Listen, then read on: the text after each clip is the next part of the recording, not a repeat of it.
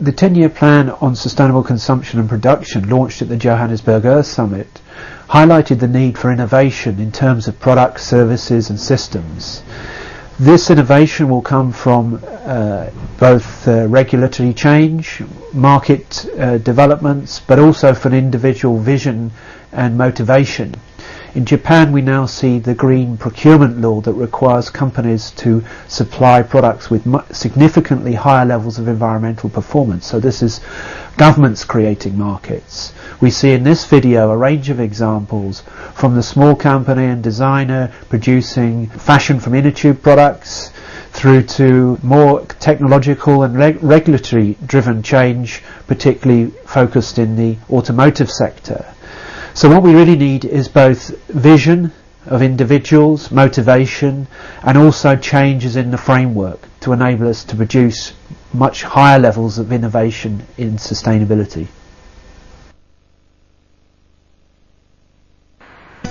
Venice Lagoon, usually clogged with thousands of tons of excess algae, which cuts oxygen levels, kills fish, and gives Venice a terrible smell. Regular disposal of the algae was a huge problem until Clemente Nicolucci, scientist and environmental prophet, decided to turn the algae into paper. Marnie Campagnaro is his assistant and translator. What we did is try to substitute the vegetable fibers from trees by using seaweed. And as we love trees, we find a good way to use seaweed as a new raw material. Conventional paper making is a big consumer of trees, water and energy.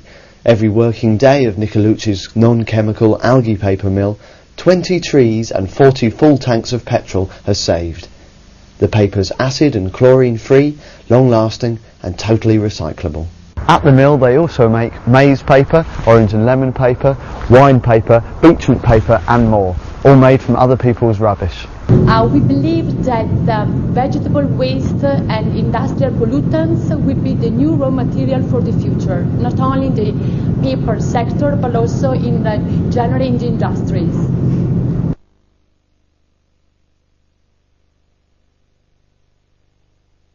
Most road vehicles are powered by fossil fuels, depleting them and causing pollution. With a growing world population, more people demand mobility and more pollution is created. But some vehicle manufacturers are creating alternative futures, vehicles that run not on fossil fuels, but on hydrogen. Vorteile sind grundsätzlich darin zu sehen, dass sie einmal The advantages basically are that the resources you have with hydrogen appear to be unlimited.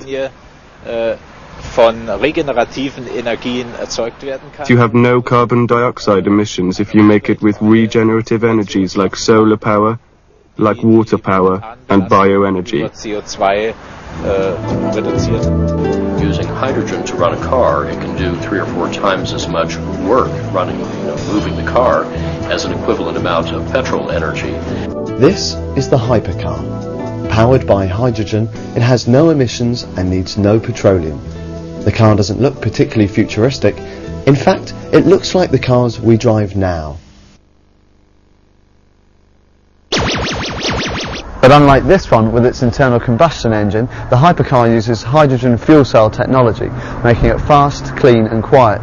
The raw hydrogen itself can be made from water using the world's infinite solar energy.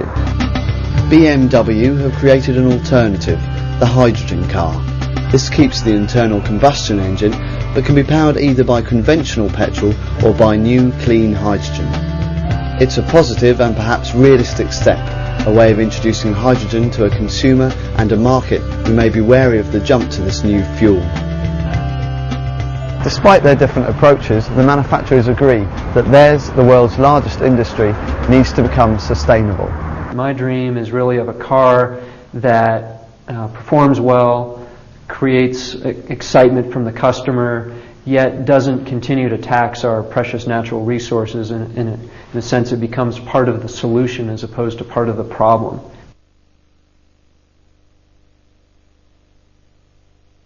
I was looking at things that needed recycling in the UK. Lots of other students were recycling crisp packets and drink cans and things which were already being recycled. So I was looking for something that wasn't. Julie's idea was to turn old inner tubes into stylish handbags. I found out that 70% of inner tubes are burnt or buried in the UK. As soon as I got back to the UK, I went around all the garages collecting lots and lots of tubes, and they thought I was a nutter. Whatever are you going to do with these smelly, dirty inner tubes? This is called a plant pod rucksack. It's quite big inside, and it's made completely using recycled materials. Even the straps are made from car seat belts. Julie says there's an enormous gap in the market for recycled rubber inner tube products, and she's now designing inner tube mobile phone cases, CD holders, cushions, vases and interiors.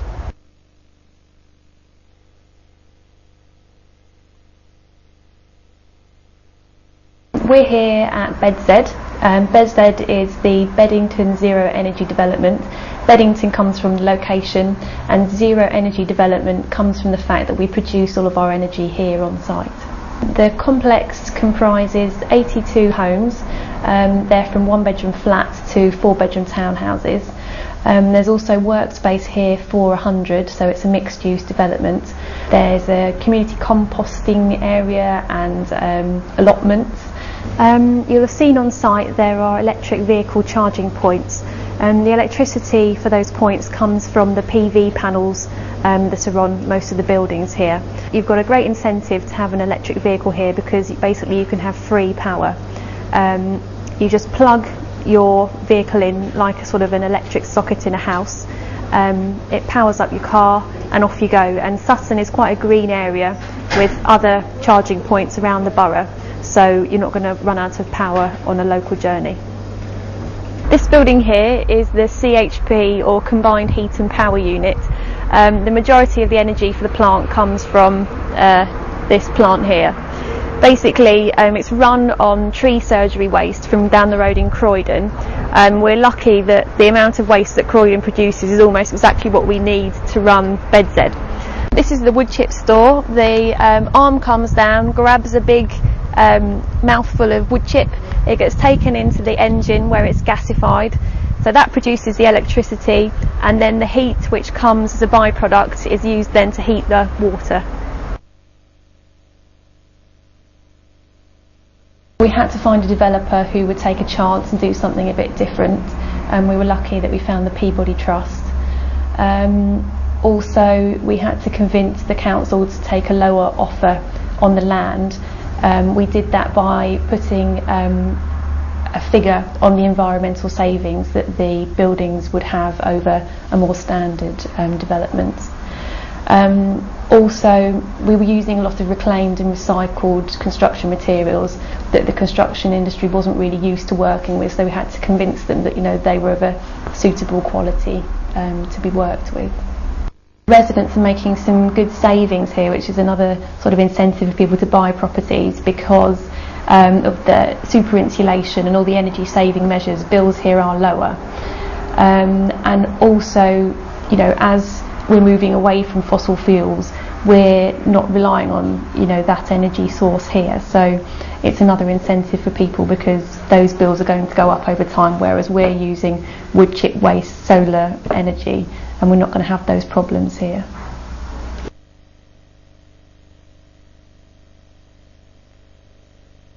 When we have features out in magazines and newspapers, we get a real influx of calls from the public saying, you know, where can I get one of these homes? But unfortunately, there aren't too many of these homes around.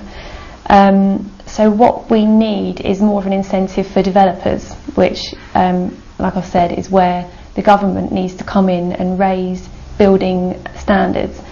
We've actually produced a report for WWF showing that if the 200,000 homes that the ODPM predicts needs to be built over the next 20 years were built above these minimum building regulation standards, we could actually save 32% of carbon dioxide emissions coming from the energy that those homes use. So, you know, there are big incentives for people to build to these better standards.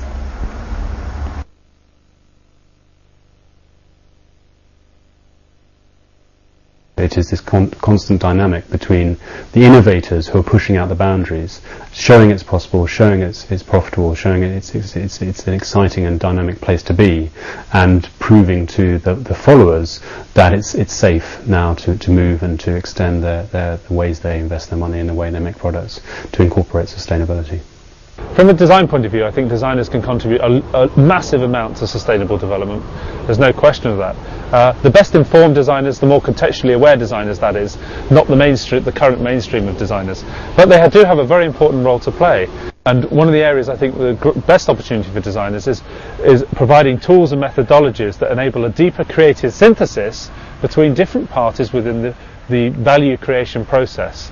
Now that might sound like management speak, but what I mean by this is from brand owner, retailer, raw material producer, even right the way through to reprocessor, material reprocessor, the whole cradle to cradle thinking requires new techniques and a new creative synthesis. What we need is a new breed of individuals, sustainable solutions developers, who are able to deliver much higher levels of sustainable value in their products, services and product service systems.